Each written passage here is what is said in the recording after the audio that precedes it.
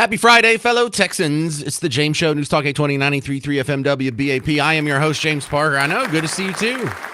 Look, let's jump right into it because this fraud that's happening by the Somali community in Minnesota may be bigger than we think, may be bigger than has been reported thus far.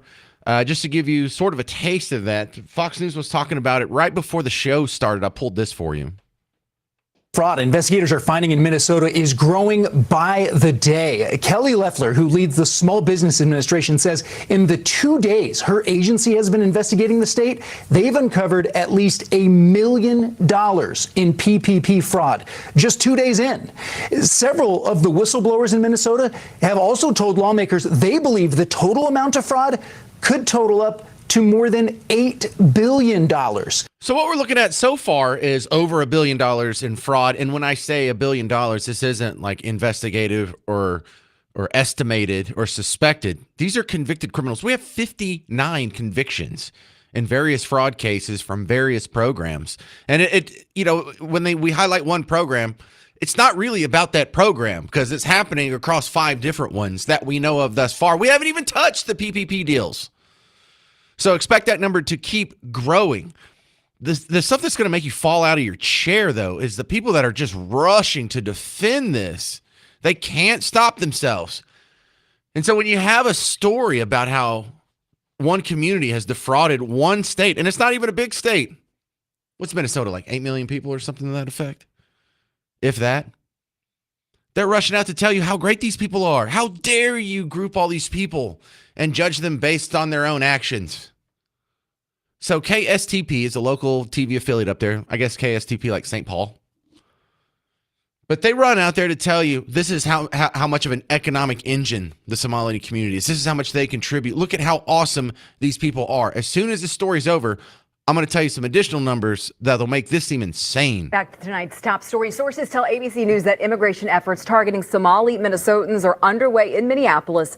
President Trump's effort comes after he publicly questioned the community's contributions to the economy. But new research shows Somali Minnesotans generate hundreds of millions in income and millions more in taxes.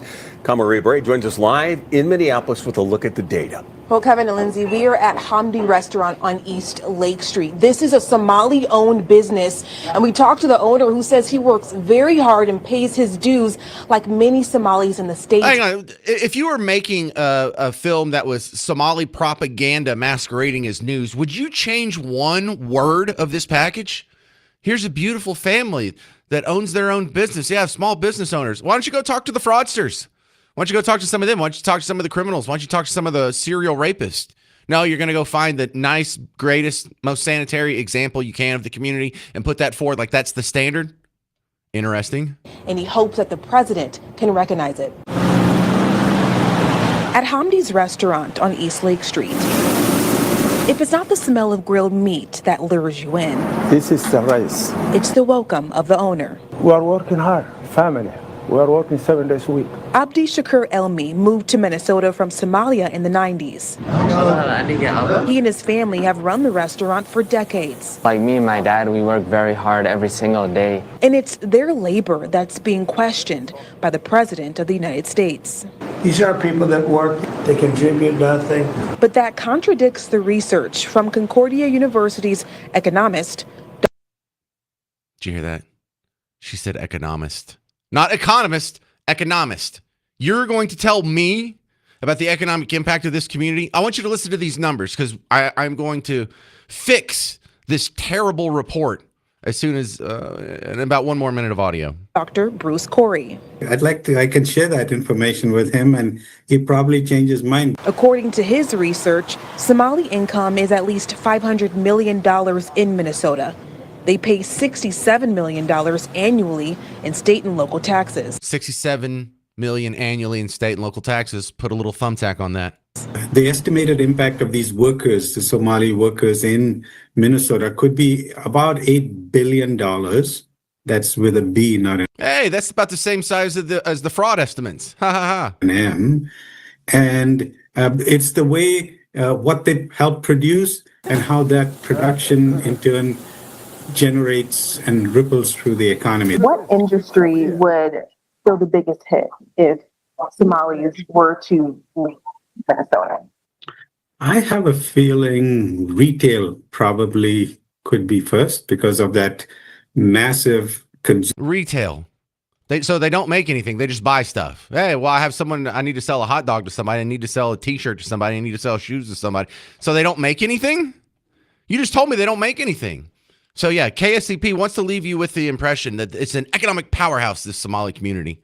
Matt Walsh turned around and he took that $67 million number and did the exact same math that you would do if you weren't driving right now. You're told that there's about 80,000 Somalians in Minnesota. If they do contribute $67 million in state and local taxes, that means they each pay on average about $830, give or take. To put that in perspective, what do you think the average Minnesotan pays in state and local taxes? You think they pay more or less than $837? You can go ahead and guess. It's a little more than that. It's like 150 million. No, it really is though. Anywhere from 8 to 10,000, which means Somalians are contributing about 1/10 on average what the native, for lack of a better word, the non-Somali Minnesotan population contributes. 10 times less. That's not even counting in the fraud. The media is trying to make a point that Somalians contribute so well to the economy. They just prove the opposite. They don't mention their welfare stats. Because the whole package was like 2.5 minutes. I wasn't going to play the whole thing. Did they tell you how much money that they get in service programs? Did you know that Minnesota spends $18,000 per student? $18,600 per student. There's 25,000 Somali children in Minnesota public schools. Just the cost to educate the Somali children, $465 million a year. And what do they pay in taxes, in state local taxes? $67 million. They don't even cover half of just their education cost. They are a drain on the taxpayers before the fraud even starts. So the whole of Somali paid annual taxes doesn't even cover 1/4 the cost of their own children in public schools. We have billions of dollars that they're sucking out of the economy, sending to Al-Shabaab and terrorist groups in Somalia. And coming up next, you're going to hear, I did a little deep dive into some of the numbers behind how big the fraud is. And the numbers are worse than you expected.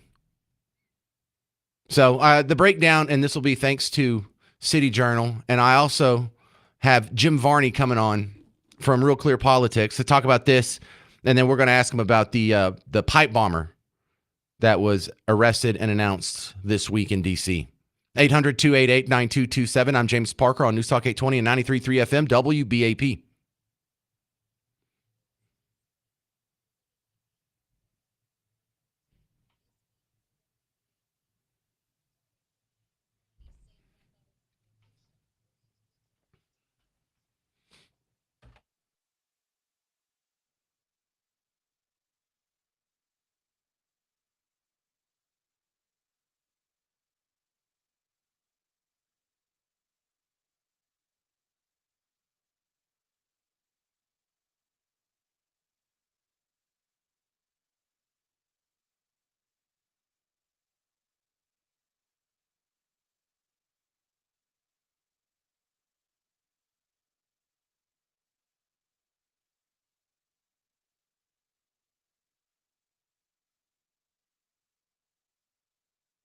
Hey, football fans, James Parker here for the Prize Picks app. Look, the Cowboys season is done. All right, don't hold on to any more hope, but I can fix it for you. You can still enjoy the last few games we have left of the season with Prize Picks. Look, even if the Cowboys are dog water, you can still turn that into money. You have knowledge in your head that can be used to make money on Prize Picks. It's pretty easy to do too. My lineup last night didn't do so well, so maybe you shouldn't listen to me on such things.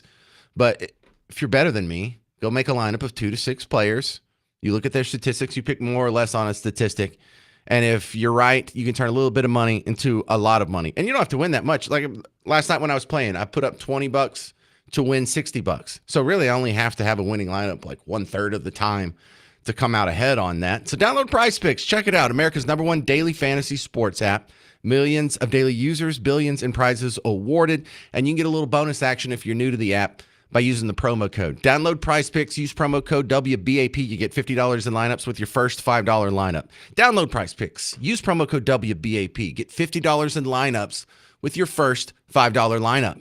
Prize Picks. It's good to be right.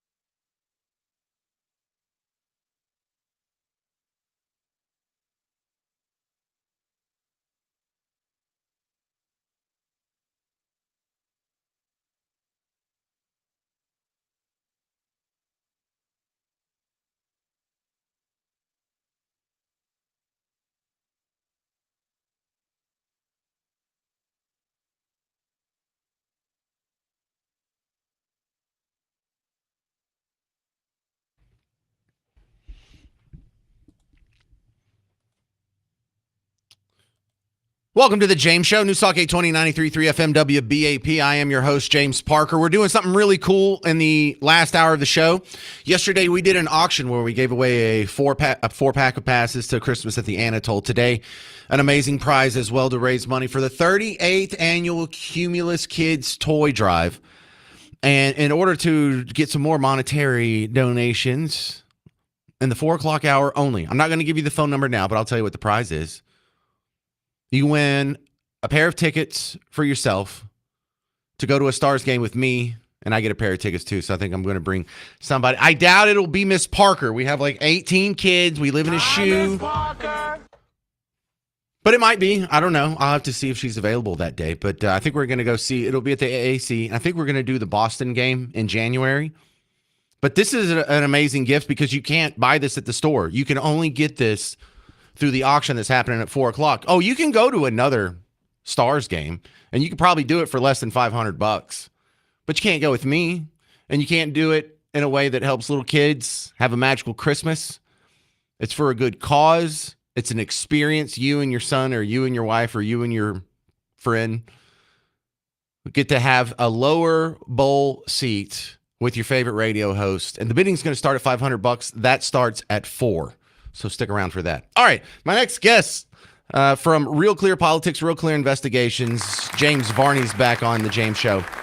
And, you know, the two stories I want to ask you about the most, I debated on going with the pipe bomber story first, but I was just talking about the uncovering of the fraud by the Somali community in Minnesota.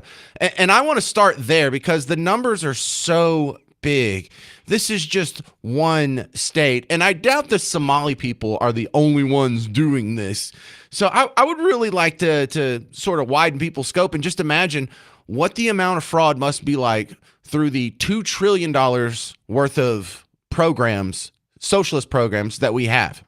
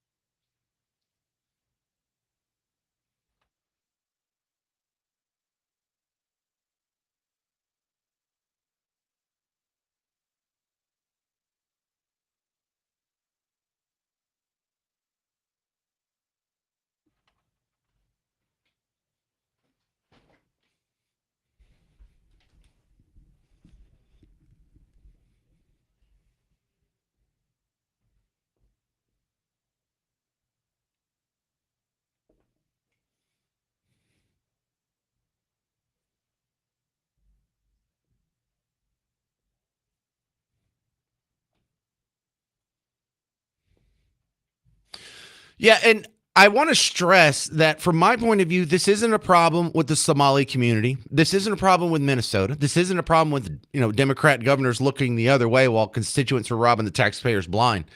The problem is this is what comes with the territory when you put government in charge of charity. Is that too harsh?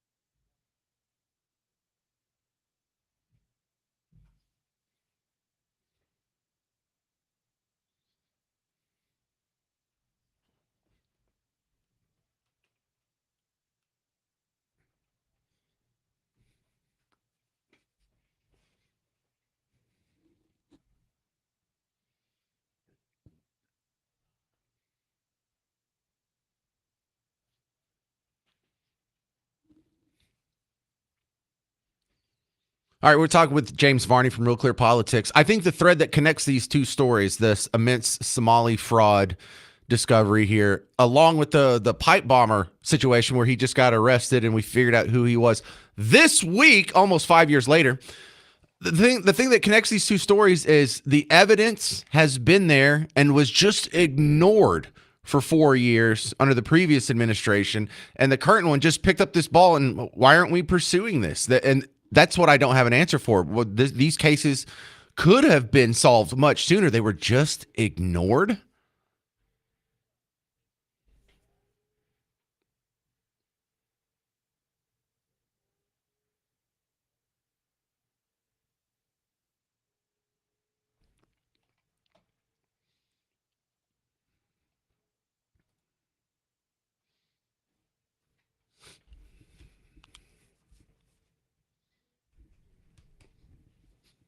Yeah.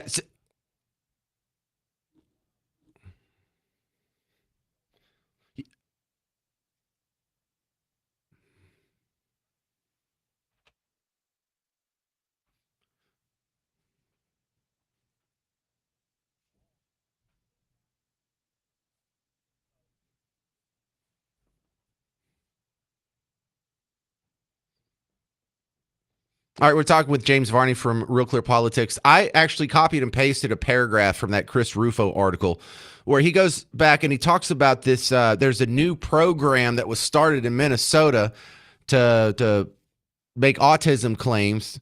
It was supposed to be a $2.6 million program. When it started in 2018, that first year they spent $3 million. And that's kind of a whoopsie. It cost more than we expected, good 20% or so more than we expected, but not the end of the world. Well, the next year it went from $3 million to $54 million. In 2020, $183 million, 2021, $279 million. And then by the time 2023 rolled around, $400 million, a program that was supposed to cost $2.6 million. Just to let you know the explosive growth of the fraud that happened over that time period. But we'll continue with James Varney from Real Clear Politics. The next, we're going to talk more about the pipe bombing suspect. Whose side is he on? I'm James Parker. It's News Talk 820, 93.3 FM WBAP.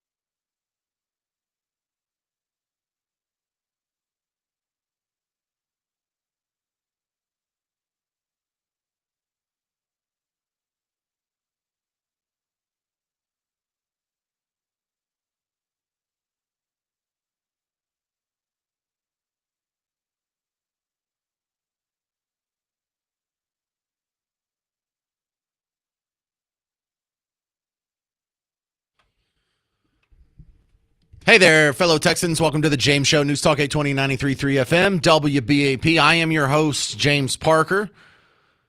And you're going to want to stick around because in the last hour of the show, starting at 4 o'clock, we're doing another auction for the holiday auction, the Cumulus Kids.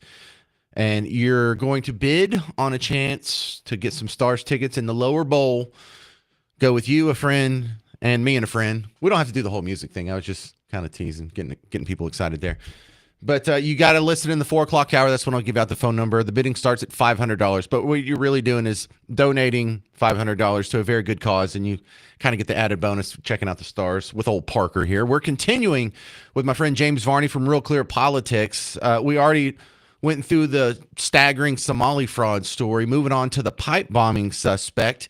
And if you go to legacy media outlets, they like to tell you that the accused DC pipe bomber told the FBI he believed the 2020 election was stolen, and they're trying to paint him as MAGA. If you go to the other side of the aisle, they're trying to paint him as clearly he's an Antifa type. What do we know about his motive, Varney? I mean, that's what we really want to know.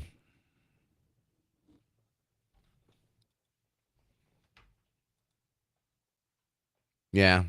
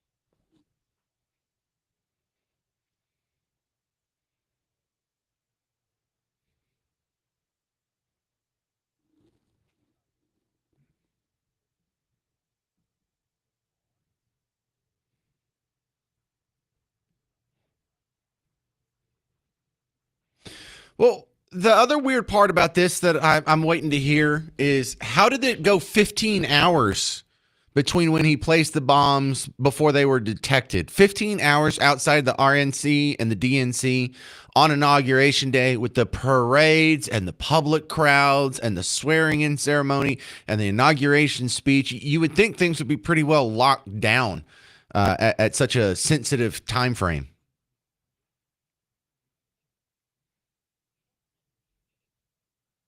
Yes.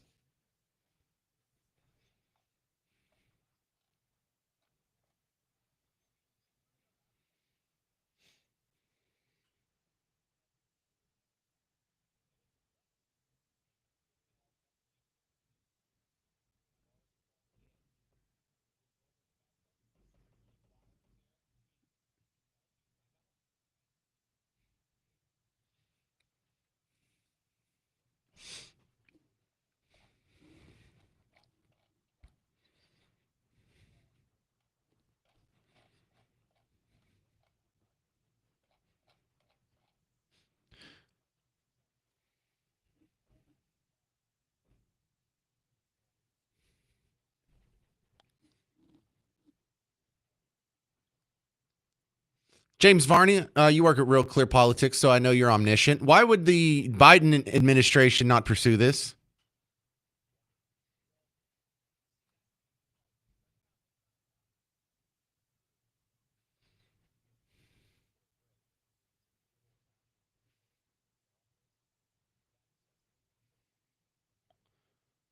Well,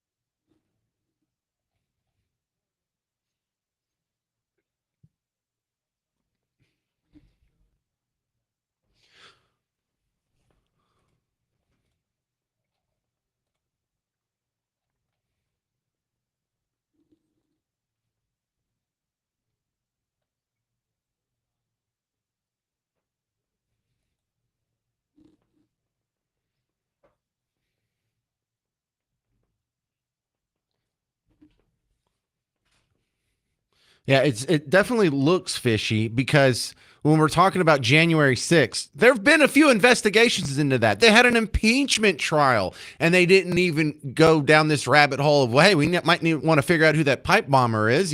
We're trying to prove that this was a violent and deadly insurrection. And, pipe bomber, if that was somebody that was on Team Red, that would really help make your case. And they didn't even pursue it. Even the politicians who this would be in their own self-interest had it, it worked out the way they wanted to if they were telling the truth. This would be some great information for them to have, and they just ignored it. I don't get it. I don't get it at all.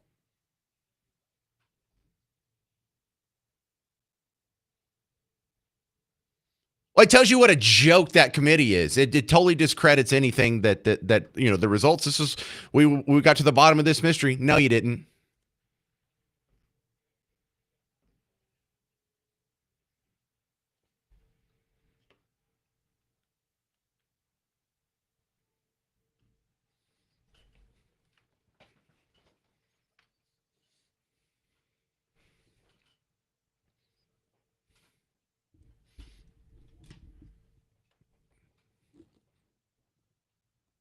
That's wild. I think maybe they did track it down. They found out it wasn't in their favor, and so they thought it'd be best if they just left that part out of their book report. But James Varney, over Real Clear Politics, Real Clear Investigations, you got anything good for us?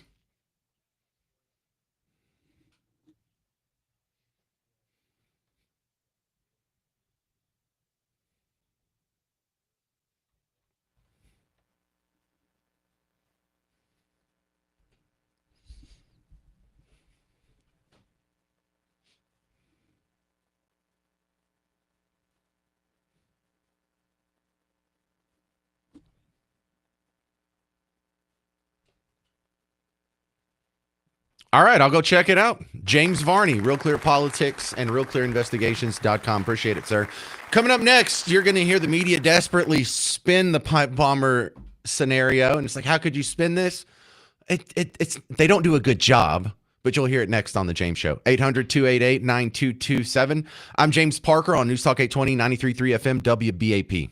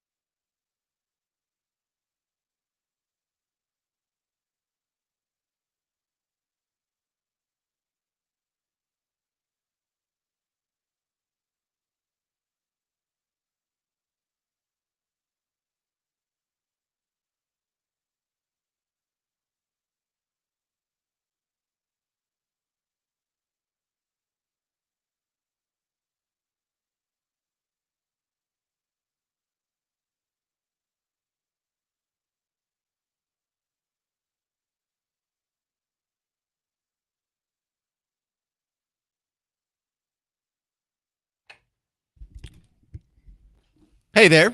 Is it too early to say Merry Christmas? It's the James Show, News Talk 820, 93.3 FM, WBAP. I am your host, James Parker, and that's a rhetorical question. Of course it's not too early to say Merry Christmas. It's December. I don't understand the people that if you say Merry Christmas before Thanksgiving, they get all in a hissy fit. They're like, you're skipping holidays. We shouldn't have Christmas decorations out before Thanksgiving. We should have Christmas decorations out before Halloween. I don't care. You people who leave your Christmas lights on all year long, you're not lazy, you're efficient. All right, back to one of our top stories of the day. The D.C. pipe bomber has been identified and arrested after being ignored for 4 years, and suddenly we found a newfound interest this year. I don't know what the difference could be. Could be anything. They decided that they were going to track this dude down and bring him to justice. Now, both sides of the political aisle have a great interest in making sure the general public thinks it's the other guy that did it. So how do you spin this? You have a guy who set up pipe bombs off at the DNC and RNC. So you would think he doesn't really seem to have a preference there. But the fact that it happened on January 6th, kind of interesting. He put the pipe bombs there on the night before, so on January 5th. Did he know that they were going to storm the Capitol? Did he have any idea? Was he coordinating with that group at all? Was he just unaware and that's a coincidence? Here's the first way they spin it. They play the old racial bingo game. Now, Jake Tapper here, when the arrest first happened, you and I didn't see a picture of him. And I don't know where he got this information, but Jake Tapper referred to him as white. Brian Cole Jr., a 30-year-old white man from the D.C. suburbs, is charged with transporting an explosive. Yada, yada, yada, yada, yada. Look, it's a mistake. I'm not blaming Jake Tapper. I'm not saying he went out there and intentionally lied to your face. He probably just got a bad report, got some bad info, and passed it along without doing his due diligence and verifying it. And sometimes, especially early in situations like this, even if you're verifying it with a flawed source or verifying bad information, sometimes you can do everything right and still get things wrong. I'll give him a pass on that. However, later in the same day, yesterday, on CNN, Wolf Blitzer's reporting on it. And now that we know the race of the guy, and he's a black fella, if you must know, it's not important or germane to the case, just to their reporting here, the race doesn't get mentioned. With the D.C. pipe bombs case has been identified as Brian Cole Jr. of Woodbridge, Virginia. Take a look at this. These are live pictures of law enforcement searching the suspect's home. Oh, okay. So isn't that a nice game that they play? They'll give you the race of the guy if it's a white fellow. If it's a black fellow, they just forget it. Race isn't important. This isn't a racial issue. Why would you even bring that up? Well, why did you say white when you thought he was white? So that kind of ticks me off. And then they go talk to Andrew McCabe, who was literally in the Obama administration. All right, Andrew McCabe on CNN.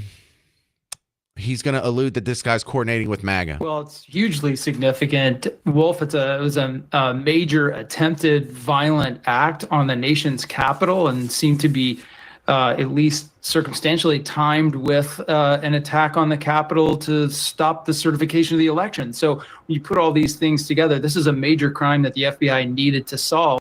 Yeah, so he's making a tie there. Oh, yeah, this was coordinated with an attack on the Capitol. January 6th, not an attack on the Capitol. If it was an attack, you would bring a weapon. No one brought any weapons into the Capitol. If they did, they didn't pull them out, and they were hidden, and you didn't find out until after the fact. There's only one shot that was fired, and that was Ashley Babbitt getting shot in the neck by a D.C. policeman. So it wasn't deadly. It wasn't an insurrection. They weren't trying to stop the certification because they were trying to do a coup. The Wikipedia page for January 6th says it was a coup. It wasn't a coup. The only person who brought weapons was this guy and the police. So this guy brought more weapons than all the J6ers that actually went to jail. PBS, this was hilarious. Their explanation for his motives. We may never know. Is there any evidence that these pipe bombs were planted as a diversion from the January 6th Capitol attack? There's nothing in the criminal complaint that the Justice Department filed in making their charges against Mr. Cole to indicate what his motives were, to indicate that he had a plan to try to pull police away from the Capitol at the same time that pro-Trump supporters were essentially breaching and marching up to the Capitol and breaking the glass and getting inside the building. Oh my God, you people are such nerds. I forgot about the whole whisper talk thing. Like when you were getting story time and they had someone read these Disney books to you and they always talk like they're trying to calm down a frightened chihuahua. Bunch of nerds, man, just nerds. Well, let's get those nerds! Nerds! Nerds! So we may never get to the bottom of this mystery. Come on, we will. We'll find out, and I'll tell you on the James Show as soon as we know. But what are we leaning toward? I don't know. I'm not, I got to tell you, I'm not really leaning either way on this. I mean, what evidence do we have thus far to put on it? He's a black fella, so I guess that makes him less likely to be MAGA, more likely to be anti-Trump, but that's not set in stone. That's not a deal breaker. So let's just all tap the brakes. I will anxiously await new info and pass along when we get it. But coming up next, you're going to hear what Dan Bongino, the guy who used to be on before me on WBAP, what he said at the press conference yesterday announcing the successful identification and arrest of the DC pipe bomber on January 6th. 800-288-9227 if you have any better theories than me. Why do you think this guy did it? What would his motivation be? I would love to hear that. I'm James Parker. It's News Talk 820 and 93.3 FM WBAP.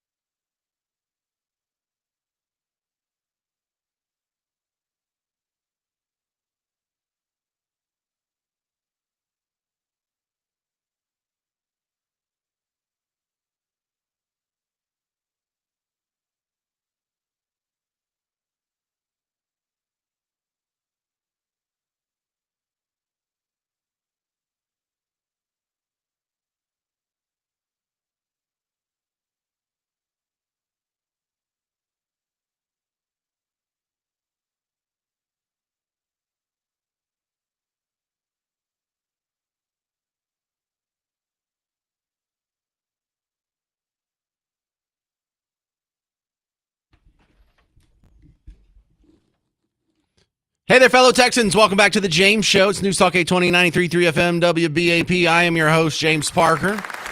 I'm in a pretty good Friday mood here. Thank you for hanging out. Coming up in 1 hour from now, the auction to raise money for Cumulus Kids is going to happen. You have a chance to win a pair of tickets for you and a friend to go to a Stars game with me and a friend. So it's an experience. You're not buying the tickets. You're donating money to some needy kids so they'll have a Christmas. That's number one. Number two, it's the experience. That's what you're really bidding for. And, I'm going to go and I'll sit next to you in the lower bowl. You should bid anyway. See, in case you don't like me, you could still... But one of the most interesting stories of the day is the revelation of the pipe bomber. We now know who he is, or at least who the suspect is. He's been arrested, and so we're in this furious search, and the internet ninjas will get to the bottom of this, probably before the rest of the news will, on what are his motives.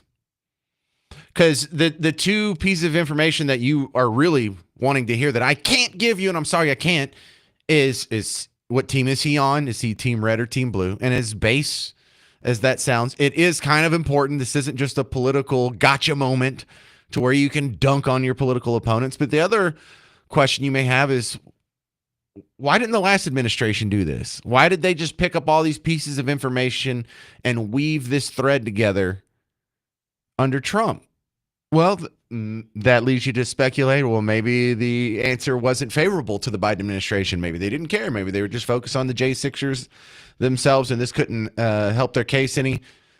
But Dan Bongino spoke about that yesterday at the press conference. Folks, this is what it's like when you work for a president who tells you to go get the bad guys and stop focusing on other extraneous things not related to law enforcement. You're not going to walk into our capital city, put down 2 explosive devices, and walk off in the sunset.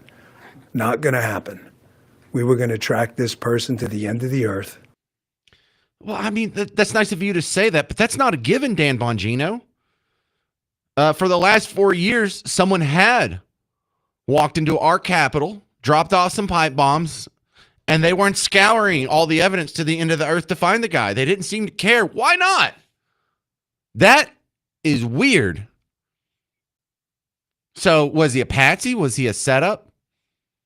Because Dan Bongino, when he was hosting a radio show on before the Fantastic James Show here on WBAP, he was speculating that, maybe this was sort of a patsy, or maybe this was an inside job or a half inside job. Maybe they were going to use this as the predicate for the J6 investigations, but the storming the Capitol kind of changed their mind. They're like, oh, good.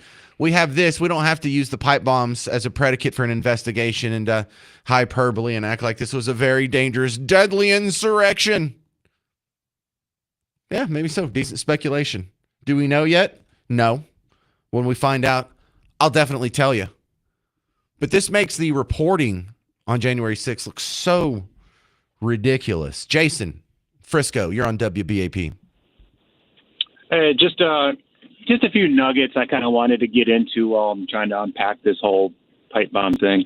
I want to get into that, though. But you were mentioning on the lead to that, first of all, that the people at the Capitol on January 6th, you said there were no weapons brought to the Capitol. Did I hear you correctly when you said that? By the people that were at the Capitol that day? Yeah. Okay, that's false. There were plenty of weapons found.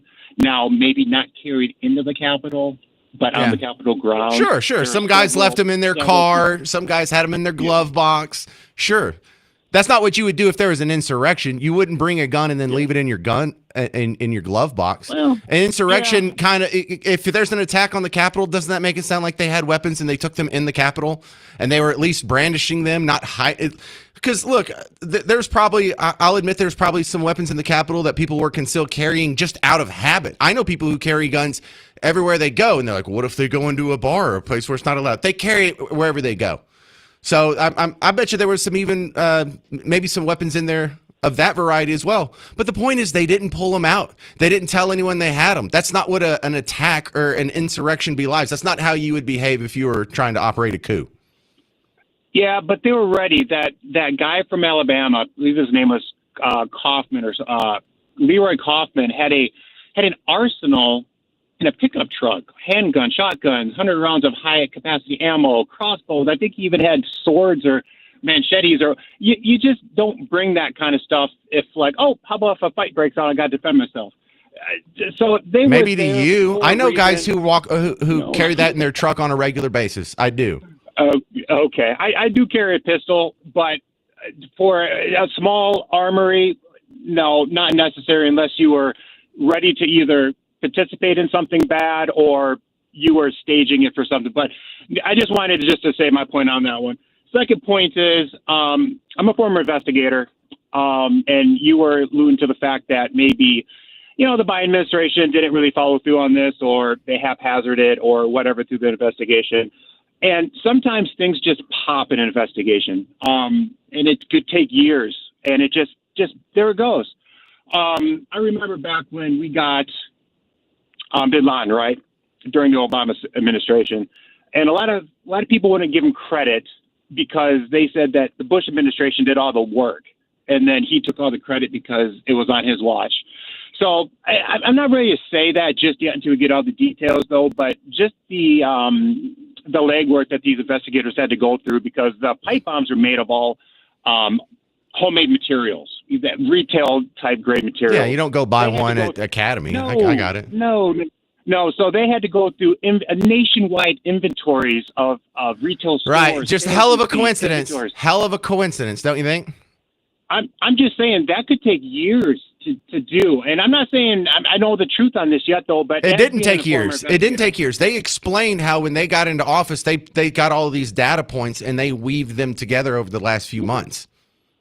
Okay. You know, I am astounded by people's ability to just accept incredible coincidences, because the most important thing about this pipe bomber story isn't the pipe bomber himself. It's about January 6th as the whole, and this whole narrative that Jason Frisco, thank you very much for calling, you know, that still clinging on that maybe this was an attack, maybe this wasn't an insurrection.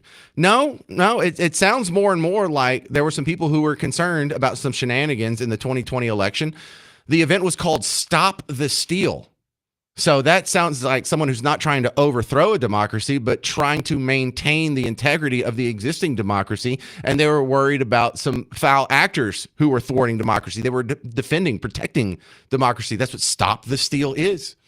And so I can't prove to you that the 2020 election was stolen, but have you thought about the amazing coincidences in the 2020 election? There were 5 and only 5 states that flipped. All 5 of them flipped from red to blue. All 5 of them were the only 5 states that couldn't give you an answer on election night. Some of them stopped counting, or, you know, if you go to Snopes or PolitiFact, they'll be like, this is false. No one stopped counting. They just paused for a little while. So yeah, they stopped counting in 5 states. Just happens to be the 5 states that flipped. What are the odds that that is just a coincidence and there's not being acted upon by an outside force? Well, look, out of the 5 states, 50 states, if it just happened in one state, then that's like a 10% chance. 5 out of 50 states. That's 10% of the states if it's just a roll of the dice. For it to happen twice, that second one, then there's 4 states out of 49 that are still on the table. So now you're looking at an 8% likelihood that that's just by chance. Now, you want to put those two together, you're already at a less than 1% chance that it's just a coincidence if it happens to 2 states. It happened to 5. So you have a 1, and I did the math, 0.0000045% chance that it's a coincidence that they stopped voting in the 5 and only 5 states that flipped that night. How did they do it? I don't even have to tell you how they did it. I don't even have to know how they did it to know that those odds do not add up.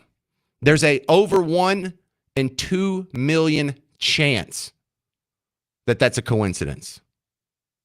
Coming up next on The James Show, the WHO, who got everything wrong about COVID. If they like Ozempic, you should probably be worried. I'm James Parker. It's News Talk 820, 93.3 FM, WBAP.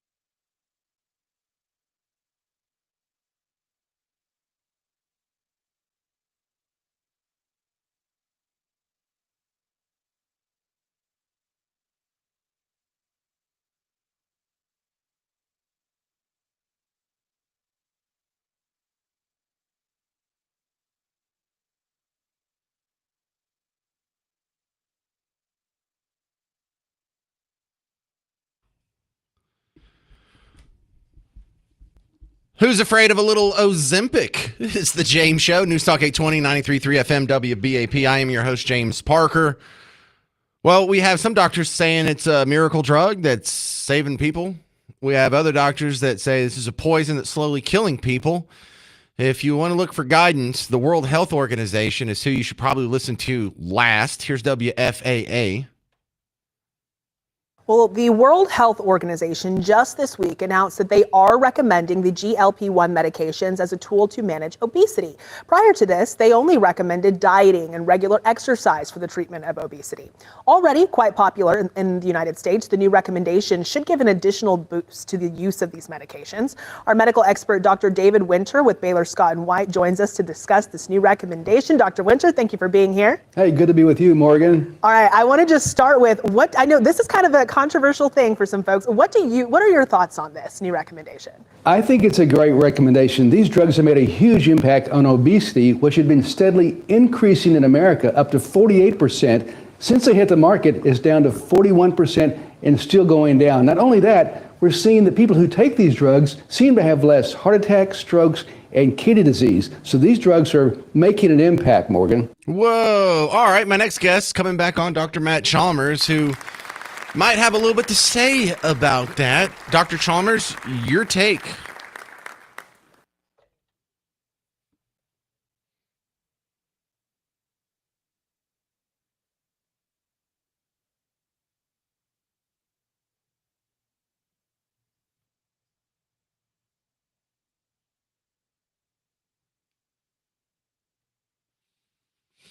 What about your other doctors out there who don't like them at all because you're putting lizard poison in your body?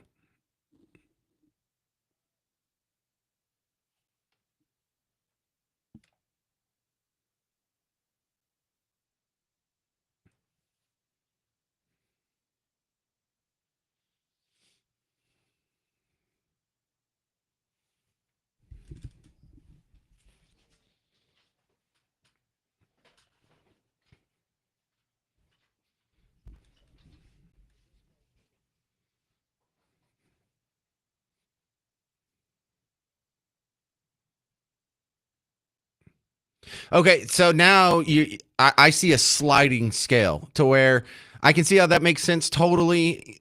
Having lizard poison, so slowly waste you away is better than being 400 pounds. But I see a lot of people taking it so they go from 180 to 150. Is that necessary, or is that an acceptable risk?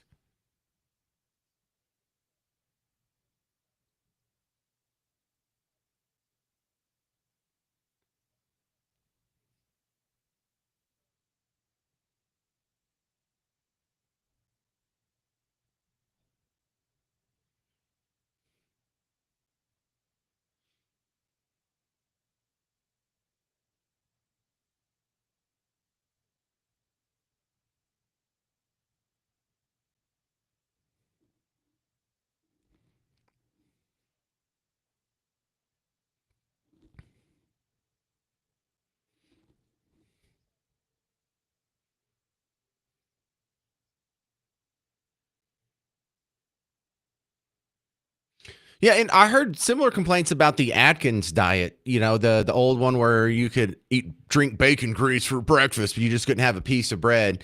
And I always felt like these people are losing weight because they've knocked out an entire leg in the nutritional stool, and they weren't getting healthier, they were dying.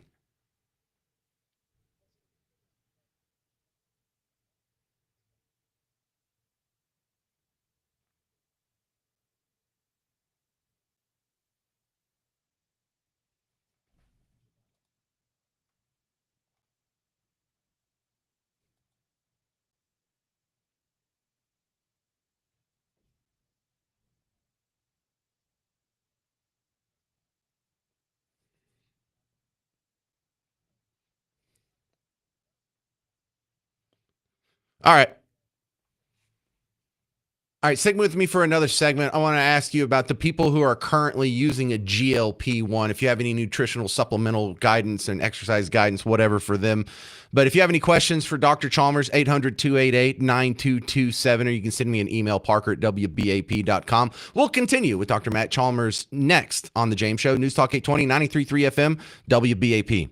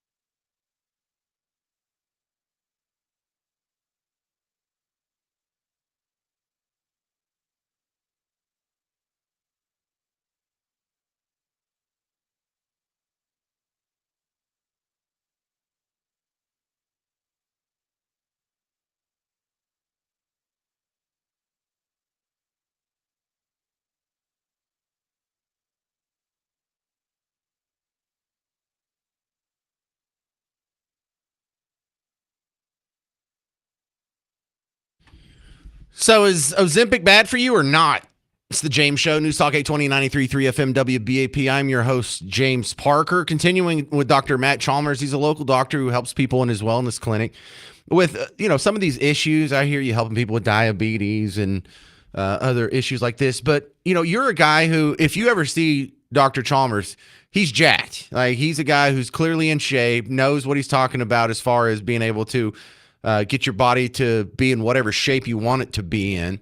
And what guidance are you giving people who are going down the Ozempic route? I know in a perfect world, everyone would have the discipline to diet and exercise like you, but some of us just need a little help.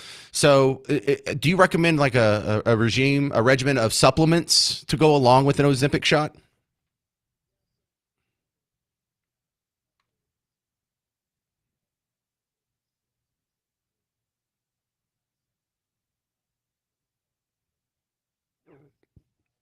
Tudka? I never heard of that. Okay.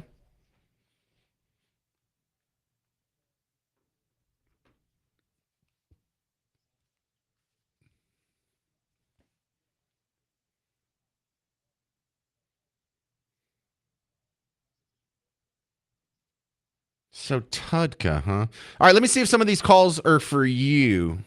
If you got a question for Dr. Chalmers, 800-288-9227. This is Bill in Greenville. You're on WBAP. Yes, sir. I was afraid to take the shots because I've got some friends that had issues with taking it. So I started another thing. I don't know actually what it would be called. I call it the Cowboys diet. I just eat meat, beans, vegetables, and occasionally a couple of pieces of bread. Do I need to change things up? I mean, I'm type 2 diabetic. I've lost 45 pounds doing this, and they took me off of my metformin and stuff. Okay. Dr. Chalmers, what do you have for Bill in Greenville?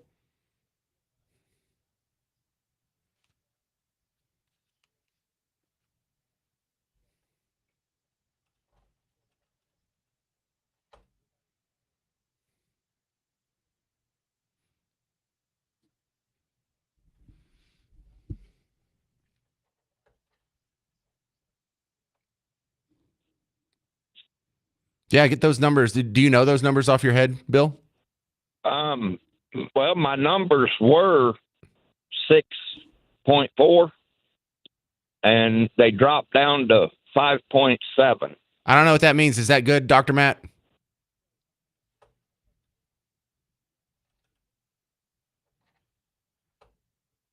All right. Good deal. Good job, Bill in Greenville. Thanks for calling. Here's another one for you, Dr. Chalmers. Adrian in Stephenville. What's your question for the doctor? I didn't have a question. Okay. I just wanted to make a statement. So for the past 18 months, I've been on Mounjaro. I tried Atkins. I tried a 1,200 calorie diet. I tried starving myself. I tried the soup diet. I tried all the things. Nothing worked, or I would lose some weight and then everything would stop. So I went to my doctor and I said, look, here's the deal. Either I'm going to try bulimia or meth, but whatever it is, I need to do something to lose the weight. And he laughed, of course, and said, well, let's look at some of the GLP drugs. And I chose Mounjaro. He said a lot of people tend to have side effects more on the Ozempic than the Mounjaro. I was 378 pounds. I have Adrian. lost 100. What? That's a lot. Yeah, I know. Okay. I was a whale. I'm sorry. Anyway, I was pre-diabetic. I never had any energy to move or do anything. I am 165 pounds down. I went from a size 26. Now I'm wearing a size 14. My energy is quadrupled. I'm not even pre-diabetic anymore. I feel great. This stuff was life-changing. There's been no side effects for me. Man, I use a single dose injection, and I just once a week I just pop that thing, and I'm terrified of needles. I hate needles. Well, And we're in once this a week, I middle just ground, Adrian, where I hear a lot of stories like yours and they all sound great. But through my entire life, every time they've come up with some miracle drug for weight loss, all you have to do is wait a couple years and people start having heart attacks or growing like a stegosaurus plate out of their back or something. And I feel like I'm waiting on the other shoe to drop. Dr. Chalmers, your response to Adrian?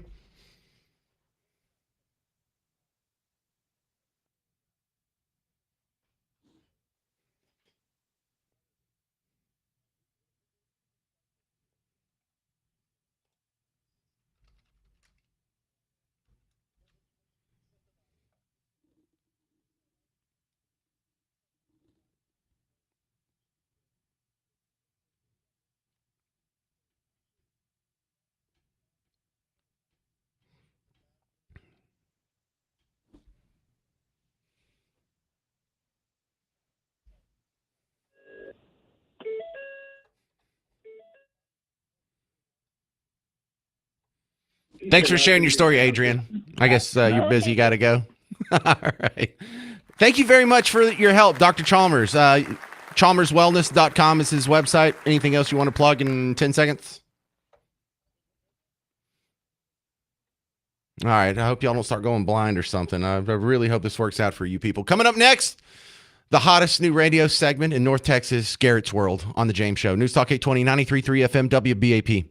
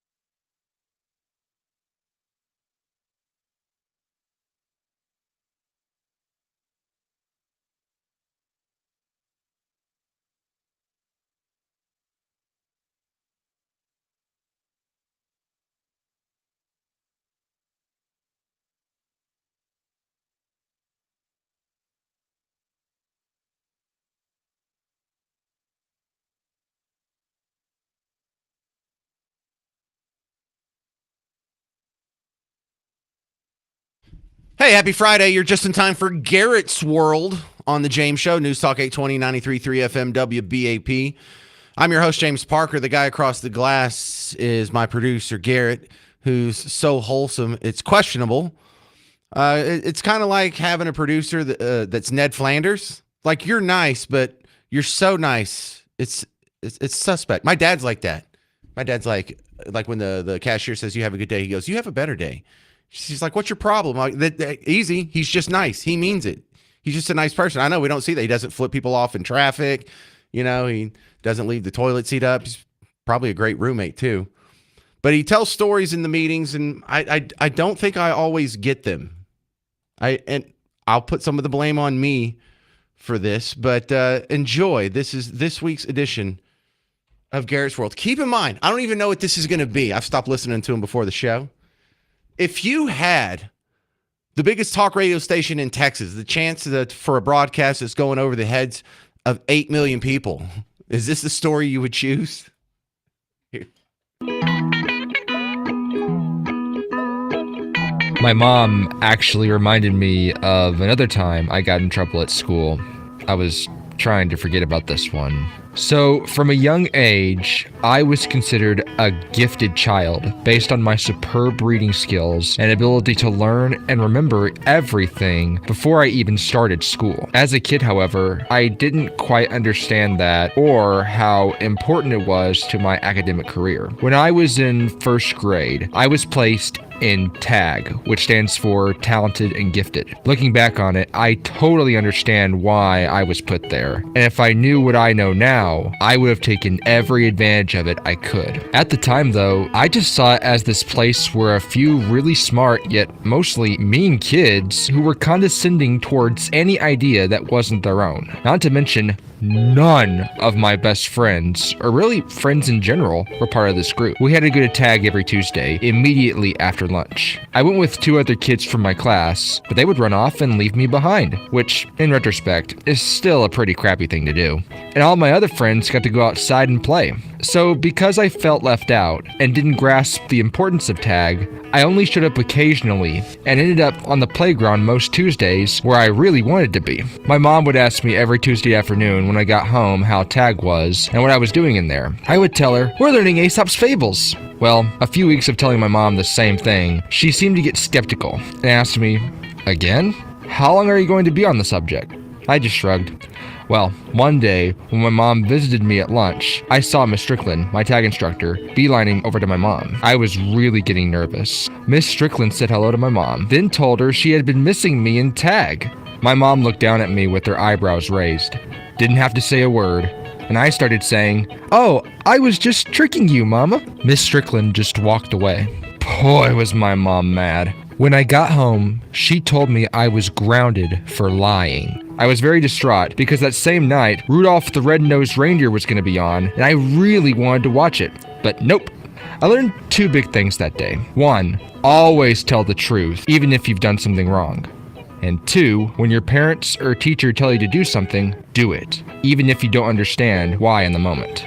Honestly, I think that was the first time I ever got grounded, and I haven't lied to my parents since. You know, I don't think you've ever given anyone advice. Like, you've probably given someone advice you shouldn't do as many drugs. You should probably do less drugs. You probably shouldn't do drugs at all. Garrett should probably start drugs. Garrett should probably... It's the first time I've ever recommended this in my life. I think a good drug habit would do you good, sir. I don't know why either.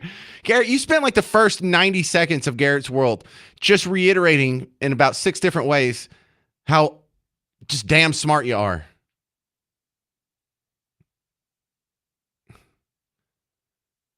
All right, see, this is what I'm talking about. Yeah, you don't think that doesn't feel odd to say that? You think that's endearing to the general public?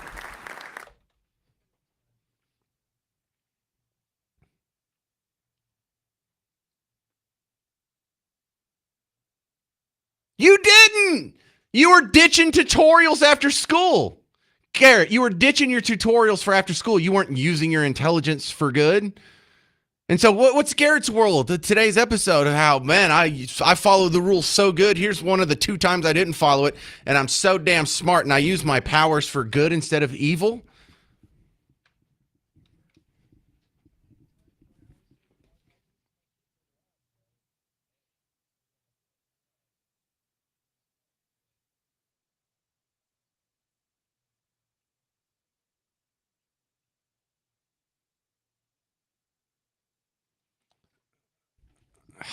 See, I do.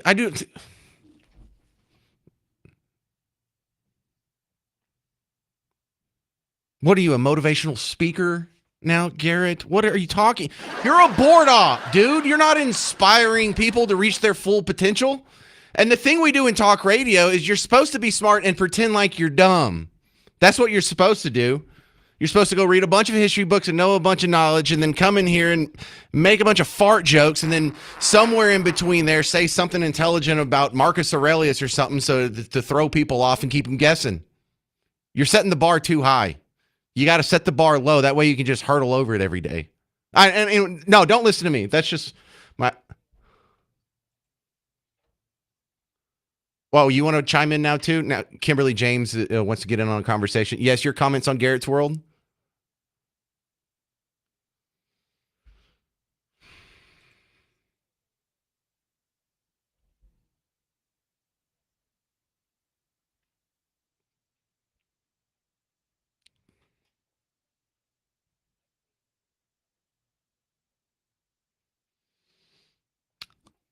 Fair enough. I don't correlate intelligence with good. El Chapo is a really intelligent guy. Lex Luthor's the Joker is an intelligent guy. So you can be good and still be a bumbling idiot. You could be licking windows right now and be a good person. Hey, coming up, if you want to be a good person, look at that transition right there. That's from all those gifted classes me and Garrett took when we were growing up. If you want to be a good person, coming up in the next hour, we're doing an auction. And this is to raise money for the 38th annual Cumulus Kids Toy Drive. Now, of course, we've had a lot of people, dozens of people dropping off toys, and that's good. But this is for the monetary donation part. And the monetary donation part is super important because of all the toys that are on the list that aren't donated, this is the pool of money we use to go make sure that those Christmas lists don't go unfulfilled. So in some ways, I would say maybe it's more important. But look, you don't have to be completely altruistic and selfless in this endeavor because at stake is a trip to a Stars game in January for you, a friend, and then me. And I'll bring a friend too. I can't promise it's going to be Miss Parker. I just know you're going to ask that because about every other person that came out to Kroger in Midlothian or the Kroger in Plano for the toy drive this week asked me where Miss Parker was. Miss Parker has a job. Miss Parker, and it's a real job. It's not like my job where I just talk for 3 hours. Like she has to be working for a company and doing art or whatever. So I don't know if she's going to be able to go to the Stars game. I know you're going to ask. But the way you get in on this is you have to bid on it. It's going to start at $500. Now you get a pair of Stars tickets at the American Airlines Center. I think we're going to go to the Boston game in January, but if it doesn't fit with your schedule, I think there's a little flexibility. We can work with it. But we're going to be in the lower bowl. We're not going to be up in the rafters like I was for opening night when my friend Scotty puked all over the place and we had to leave. See, that's a real story, Garrett. Barfing at the Stars game before the puck even dropped. But everything else will be taken care of. Enjoy the ultimate fan experience alongside your favorite host, James Parker. Hell, I might be your least favorite host. It's still a good cause. I'm going to give... No, don't call in now. I'm going to give the phone number to place bids as soon as we get back from the news break. So in about 10 minutes now, I'm going to give you the phone number to call in. Bidding starts at $500, and it's probably not going to go up too much from there. Yesterday, thank you very much. What was the guy's name? Alvin? Some guy, $850 is what we raised yesterday. I'm super proud of that number. That's fantastic. But I'll give you the phone number to bid on the Stars game experience coming up next on The James Show. Raising money for the kiddos for Christmas. It's News Talk 820, 93.3 FM, WBAP.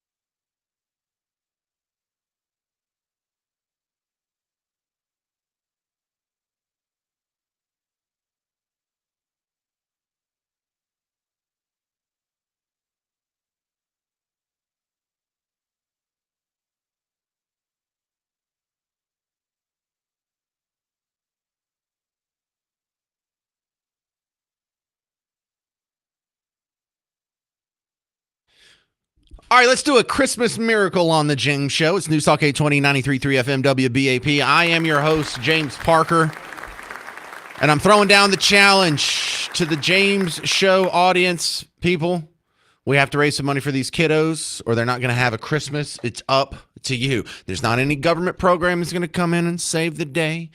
Snow's not going to give them presents. DART's not going to give them presents. You are. You are going to be the angel from God that makes their Christmas magical. And I'm going to give you something in return here. I've been asking for donations, and if you've been cool with donations, thank you very much. You've done a pretty good job catching us up. But now it's time to do the last auction, and I think this is it. Of all the remotes and toy drives and fundraisers and stuff that we're doing, I think this is going to be the last one for the James Show this year. But what we're bidding on now, if you want to go to a Stars game with James Parker, and you get an extra ticket, and I get an extra ticket too. So you and a friend, James Parker, catching a Dallas Stars game from fantastic seats. We're going to be in the lower bowl. And so we're going to pick a day to agree on. I'm looking at this Boston. It's a home game in January. If that doesn't work in your schedule, the Stars will be a little flexible with us. But you can get the ultimate fan experience. If you're a fan of both WBAP and the Stars, then you're not just getting the hockey game. You're getting the experience. You're getting the story. You can bring your son. You can bring your wife, and you can tell the story. Oh, yeah, remember that time we went to the Stars game? I went with Parker. Next time you were flipping through the radio, you can be like, I know that guy. I went to a Stars game with him. You're buying the experience. And this is a Christmas present that you can't get at Costco. This is a Christmas present. You can't even get it at Buc-ee's. You can only get it on the James Show right now until 5 o'clock. We're taking bids. Bidding starts at $500. I would like to get to 1,000. We got up to $850 yesterday, and that was thanks to Arlen. I got his name wrong. I'll get it right this time. Arlen. I went and looked it up. Thank you for being our angel for yesterday. But today, it starts now. Call in 214-523-2730. I'll say it a few more times before the end of the hour, but go ahead and put it in your phone if you can't call right now. 214-523-2730. You don't have to be a bikini model to win. You can be the most normal guy in the world. I'll be happy, no matter who you are, to sit next to you for an entire hockey game. If you're going to donate that much money to kids, don't be shy. It's all the same phone number, 214-523-2730. To the phones we go. Look at this. Hello, Garrett's mom. You're on WBAP. Hello, how are you? I assume you're calling about today's excellent installment of Garrett's World? I am, yes. Because he really didn't want to share that story, and I suggested that he did. Too racy for him? Too scandalous?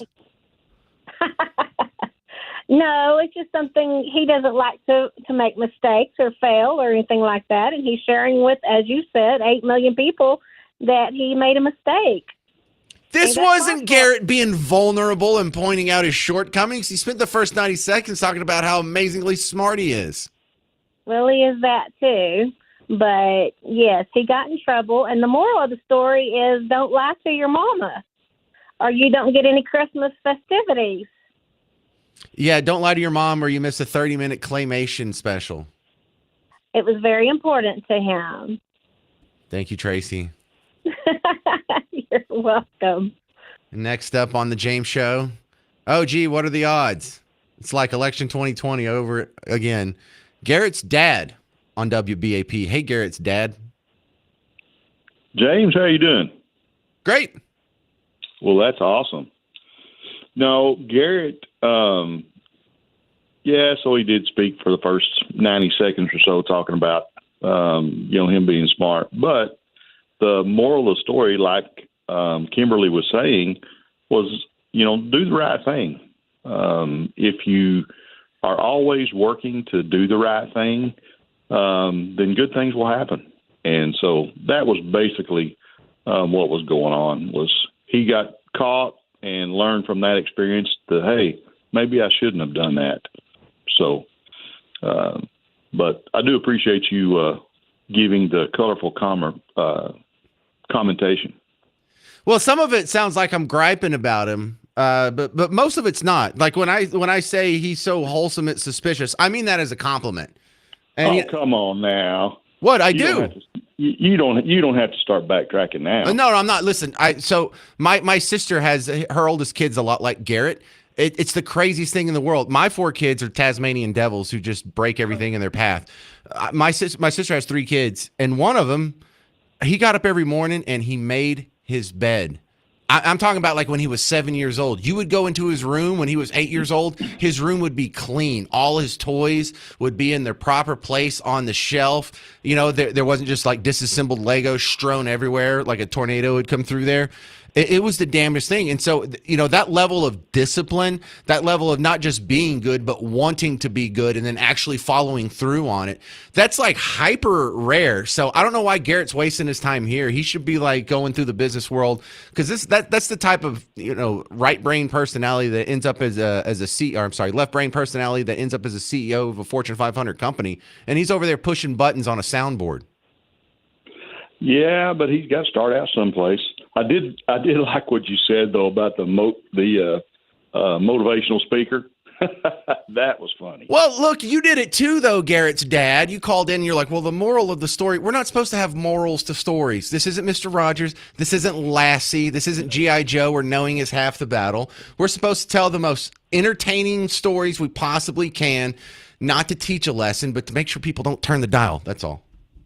Yes, absolutely. All right. Well, thank you. You've done a good job raising your kid.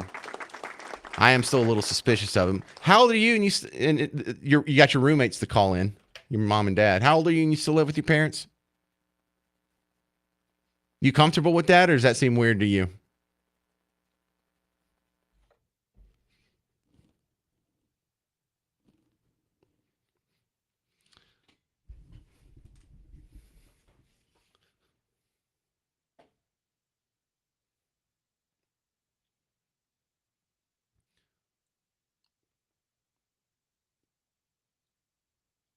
I know you're all positive. I got okay, but Garrett, like, if I was in your position, I would have friends who would bully the hell out of me until I moved out. You don't have friends that bully you?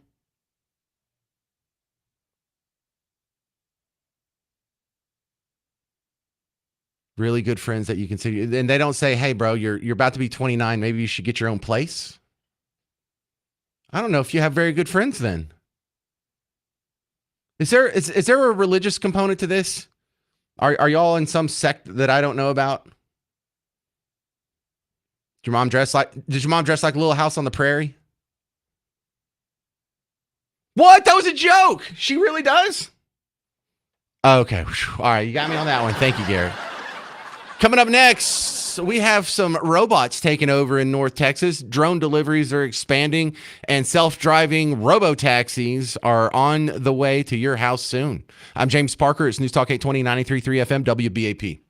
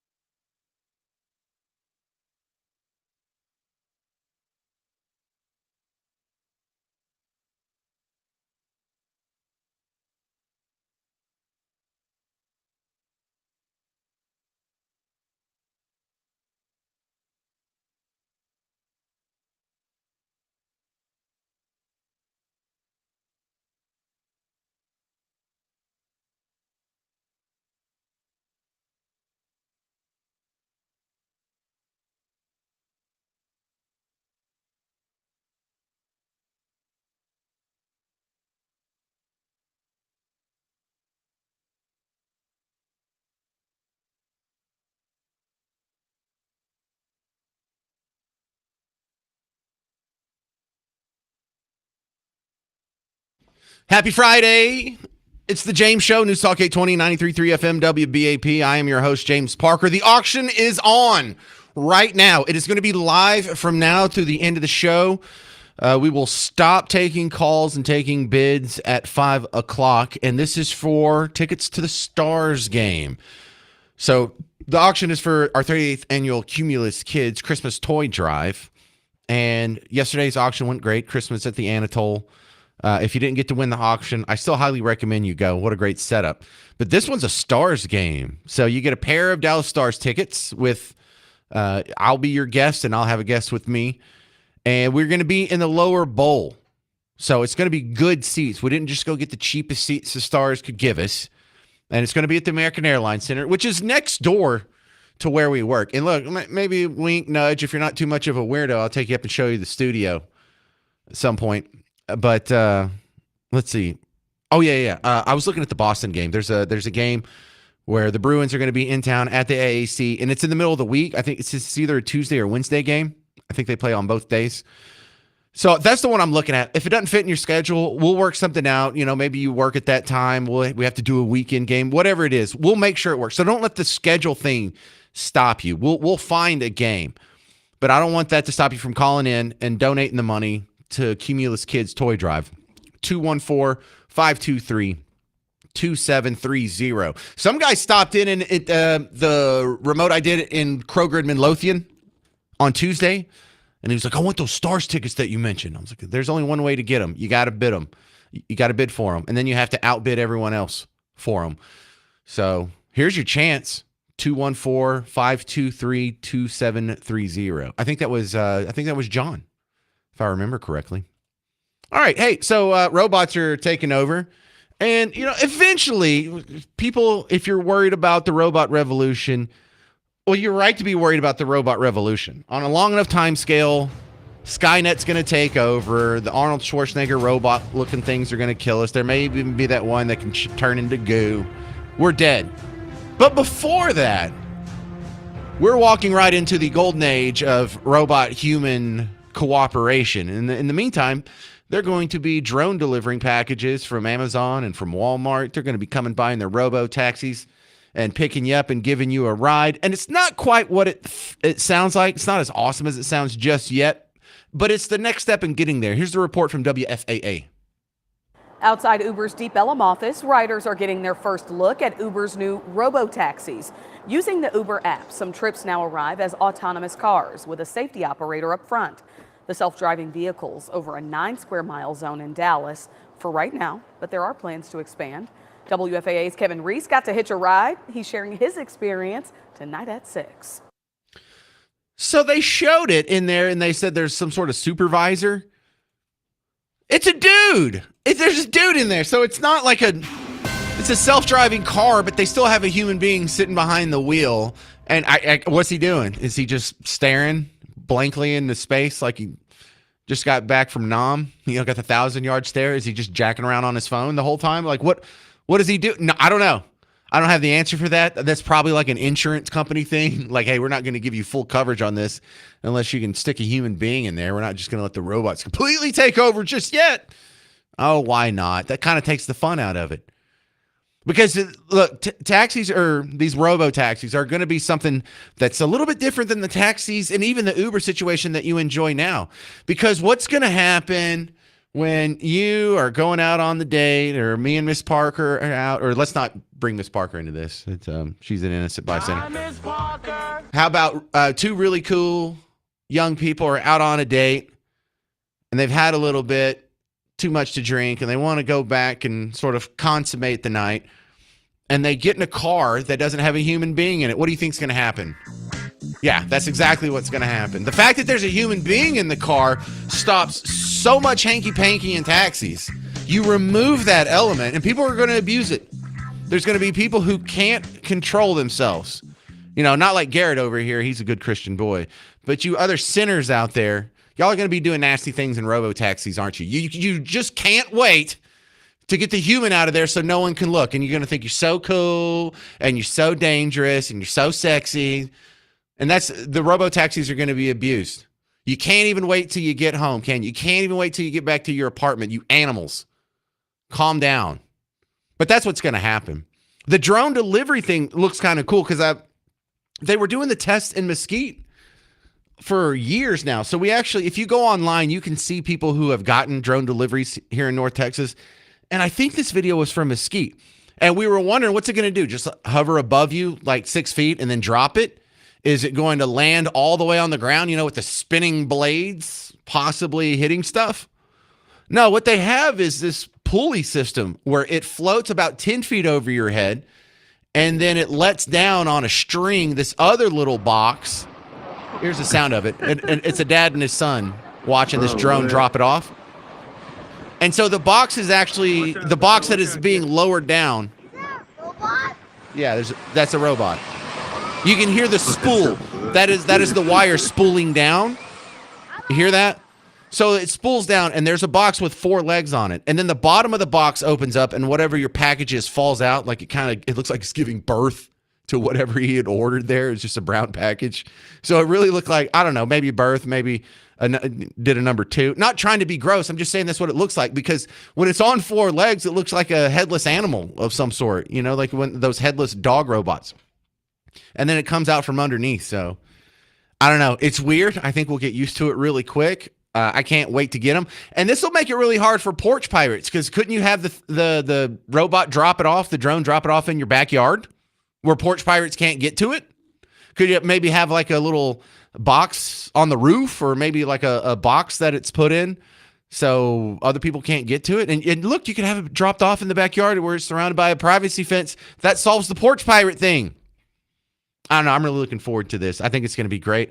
I can't wait till we have the fully no human being robo taxis, because Miss Parker can't keep her hands off me. This is kind of Miss Parker. Guy can dream, can he? Coming up next, name that artist, and today's edition, 70s, the classic hits edition. I'm James Parker. Oh, if you want to play 800-288-9227. If you want to play name that artist next, 800-288-9227. I'm James Parker. It's News Talk 820 and 93.3 FM, WBAP.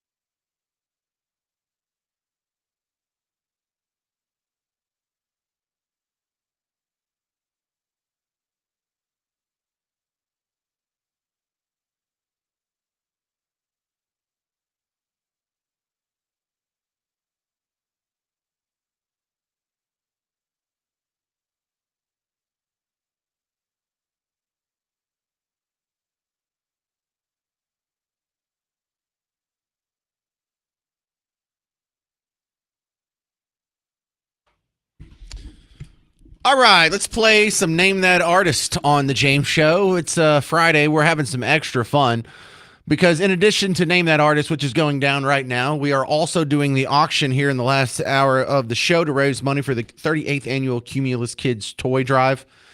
And so for that prize, if you want to call in and make a bid, it's a Stars game experience with me, James Parker. So you'll get a pair of tickets so you and someone you actually like can go to the game. You'll be stuck with me and whoever I bring, if I can even find a friend to bring. And so we're going to go to a Stars game. I'm looking at January, but that's flexible in case it doesn't fit in your schedule. Like if you can only go during the week, that's cool. If you can only go on the weekend, that's cool too. We'll figure it out. But it'll happen probably in the next couple of months, and it will be in the lower bowl is what I'm told. So these are going to be better seats than I've ever had at a Stars game. So it'll be the ultimate fan experience alongside James Parker. 214-523-2730 to place a bid. 214-523-2730. The other prize that's at stake right now is a $50 gift card to Eatsy's. Now, it's a deli. And are there I only know of 2 locations. There's the one over here by my work, and then there's the one up at like Lovers and Preston-ish, if I remember correctly. It's a fantastic deli. The one thing I love about Eatsy's is this is the default place that we go when we have work meetings and, you know, we have to cater something or it's someone's birthday or people are working on a holiday or something, some work event that needs to be catered. Like when we have our Christmas party in a couple weeks, it'll probably be catered by Eatsy's. That's our default catering place. Why? Because everybody likes it. It may not be your favorite place. You know, like an Indian restaurant might be your favorite place, but not everybody likes Indian. Thai might be your favorite. Not everyone likes Thai. Everyone likes Eatsy's. $50 gift card on the line for Name That Artist. If you want to call in, there's someone just dropped off. So there's a line open, 214. Wait, I'm saying that backwards. 800-288-9227. 800-288-9227. For you people on hold, get out a pen and paper or a notepad file on your phone and write down the artists to these 10 songs.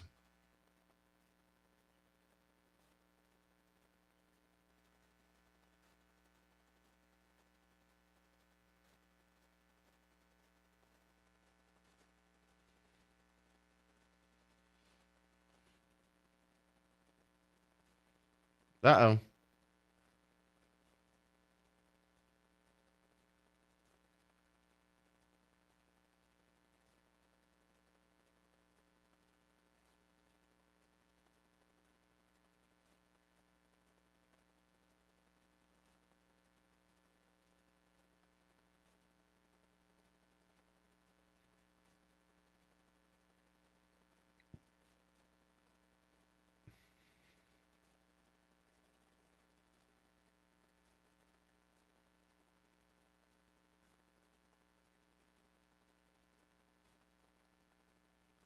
Oh, that was a very short clue for the last song. I got 7 out of 10 my first time through. What did you get? Or do you don't even know yet. But let's see what the people on the phone try and give away a $50 gift card to Eatsy's. And we're going to start with Barbara.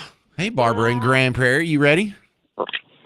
Well, oh, that doesn't sound very confident already. I didn't hear the first one, I think.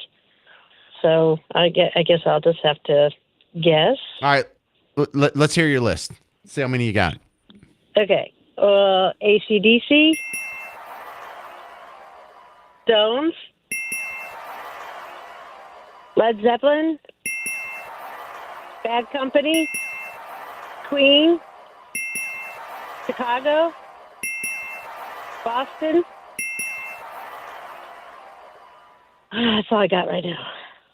7. All right. Hang on. I'm going to give someone a chance to steal. But Barbara, 7 going into the clubhouse is pretty good. That's often a winning number. I will give someone a chance to steal. Kind of running out of time here. So Jim Mansfield, you ready? Yes. All right. Let's hear your list. Go. Wild Cherry, AC/DC, Stones, Kiss. Oh, wow. See, I missed number 4. Good one. Go ahead. I don't know. After that one, Stick. No, the one after Kiss, I don't know that one, but the one after that is Styx. Queen, Chicago, Boston, Hart. Oh, you got 8. You got 8. That's a successful steal. You just ruined Barber and Grand Prairie's night, Jim in Mansfield. But you have won a $50 gift card to ET's. It's a fantastic deli. I highly recommend it. And I don't know, you'd be willing to drive up here to get a good sandwich, wouldn't you? I would. Yes, I would. All right. Well, then I'm going to put you on hold. Garrett's going to get your information, and we'll get you a $50 gift card to ET's. But look, keep them in mind when you're having your holiday party. They do excellent catering. I've actually eaten at ET's like maybe twice in my entire life. I have eaten at them in the break room or the conference room or the holiday party or whatever station event we're having, probably about 50 times since I've started working here. So I can't recommend them enough. They are fantastic. All right, I'm going to get you an update on how the auction is going for the Stars game tickets next on the James Show. And it's Friday, so we'll get out of here with a couple of funny audio clips as well. I'm James Parker. It's News Talk 820, 93.3 FM, WBAP.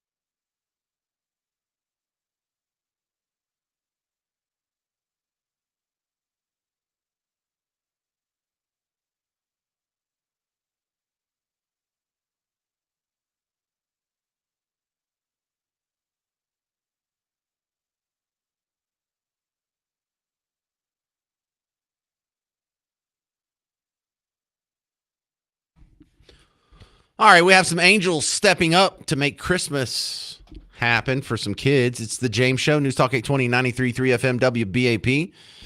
And what can only be described as a Christmas miracle, we have the bidding going on, and it's going well. The Stars game tickets, we have a couple of bids. First guy came in at exactly $500. Can't blame me for doing that. Thank you, Troy, for your bid. And then the next guy, I forgot his name already. I just read it in the hallway. We got the bid up to $550. So $600. That'll get you a present that you can't buy in any store. You can't even find it on Amazon, much less Temu or Shein or Wish or whoever Ken Paxton's suing this week. But the game we're looking at is January 20th. There's a Stars game at the AAC. You want to go? I'll get you an extra pair of tickets. You can take your son. You could take your daughter maybe. You take your wife. You take your friend, your college roommate, coworker. Heck, it could be somebody you hate. But you get to go to the Stars game with me. We're going to sit in the lower bowl. If that day doesn't work for you, January 20th, we'll fit it into your schedule, so don't let that stop you. But what you're really doing is donating to a fantastic cause, and it's for real. I went to the toy drop-off last year at Nash Elementary in Fort Worth. It's a real thing. We're not just taking your money and putting it in the bank and lighting cigars with $100 bills. You're making magic happen for underprivileged kids in your own backyard, and it's a beautiful thing. So you're really just donating money to that, and you happen to get the bonus of going to a Stars game with me. So call 214-523-2730. We're going to continue to take bids until 5 o'clock. But hey, Troy, you got outbid. If you want to outbid this guy that outbid you, call back. We'll let you make a second one. 214-523-2730. Somebody make a huge bid. I'll get to look awesome to the sales department, I guess. Who's really going to see this? All right. I wanted to leave you with some fun audio because it's Friday and this is how we like to end the week. Now, this isn't a comedian. This isn't a viral video. This is going to be an actual news clip, but I see this as pure comedy. This is almost a stand-up routine to me. If you're new to the show, I hate Dart with the hot heat of 1,000 suns. If they wanted to improve traffic, the first thing that they could do would be to disband, rip up all the tracks, sell all the buses, give away all the trains, put that stupid trolley in a museum, and then write it an apology to the taxpayers. But when you turn on the TV, when you turn on the other media outlets, they just don't have any critical thinking skills whatsoever. Whatever Dart tells them, oh, that sounds great. Yeah. So this report on Dart preparing for the World Cup. What are you talking about? They act like the World Cup is going to bring 1 million people into Dallas. Like, how are we going to get people to and from the Cowboy Stadium? Dude, we have Cowboy games all the time, and we happen to do it. Dart doesn't need to do anything. We have concerts out there. We have big events and monster truck rallies, and there's Six Flags, and there's the Rangers, and we know how to get people to and from Arlington for major events. We do it almost every damn weekend. So the fantasy that, well, the onus is really on Dart. Dart's really going to have to step up. Thank goodness we have Dart to carry this load for the people of North Texas. Yeah, you can tell by the energy in this room. This is going to be a massive undertaking. Planners at the Regional Transportation Council have been anxiously awaiting this moment for months now. The draw, the initial big reveal of who's playing here, who's staying here, and when, so they can put those final finishing touches on the World Cup transportation plan. Now, we've gotten our hands on the most recent. The World Cup transportation plan. See, this is the problem. You're not supposed to centralize, plan everything through government. If you need a ride from point A to point B, you don't go to the nearest government and be like, can you plan this for me? No, you don't. Do we need a master government plan every time we have a Cowboys game at the stadium? Why would we need some master government plan for a soccer game at the stadium? Well, it's the World Cup. It's not that different. Anyway, they continue. Draft that they've sent to FIFA. You're looking at a part of it on your screen right now. It includes 125 charter buses purchased by the RTC to shuttle fans to and from AT&T Stadium, since Arlington doesn't have a public transit system. Enhanced TRE and DART service, upgrades to the M-Line trolley in Uptown. See, that's the dumbest one. The M-Line trolley. There's a trolley in Uptown that goes up McKinney Avenue. It's about 4 miles long. It doesn't connect anything to anything when it comes to the World Cup. They're going to have the media center at the convention center. They're going to have the fan experience at Fair Park. They're going to have the games out in Arlington. None of that has anything to do with this trolley line. We shouldn't even have a trolley. It's the dumbest thing in the world that we tolerate a trolley for one more second. It's just fantasy land. I think people grew up watching Mr. Rogers and they're like, that's cute. That seems like a good idea. All right, trolley. Neighborhood of make-believe. And that's where Dart lives, in the neighborhood of make-believe. People are sitting around, jeepers, I hope there's going to be enough trolley space for my World Cup experience, said nobody ever. Anyway, we continue with the news report. Boosted local bus service across the region, private shuttles and rideshare partnerships, and reversible managed lanes on major highways to deal with those massive pre- and post-match traffic surges. Plus, lots and lots of parking. Now remember, not only are we hosting 9 matches, but we'll have the International Broadcast Center here, team bases across the Metroplex, Fan Fest at Fair Park. So you have to realize this is a vast area that people are going to have to navigate, along with everybody who just lives and works in this region. You know, Dart isn't even in Arlington. There's a stop on the Trinity Express. So there's like one train that goes from here to Fort Worth, and it has a stop in Arlington. Other than that, they don't have the bus lines. They don't have the trolley lines. They don't have any of that. Somehow they get along just fine. Mesquite doesn't have Dart. Oh my God, how are people going to get from point A to point B? They'll figure it out. This sounds so dumb, because I think part of this is because I come from a real small town where we don't have any public transportation, but we have poor people, and you never see the bleeding heart Team Blue journalists come out there and be like, how is Skater going to get to his fishing tournament? No one ever worries about that, but somehow we just can't do the World Cup without it. Steve in Weatherford, you're on WBAP, but we only got a minute, so make it quick. Okay, go ahead and put out public bids now for private contractor to run DART when you shut down the existing DART organization, and let it privatize the system. And maybe it only runs when we do have a World Cup. Privatize it. Look, I like the idea of privatizing, because I know the truth, Steve. If we privatize it, it'll go out of business in a year because it's not a profitable endeavor, and then we'll be done with it. But no, we can say, well, you just killed DART. No. DART died because people don't use it. 0.6% of commuters in North Texas use DART.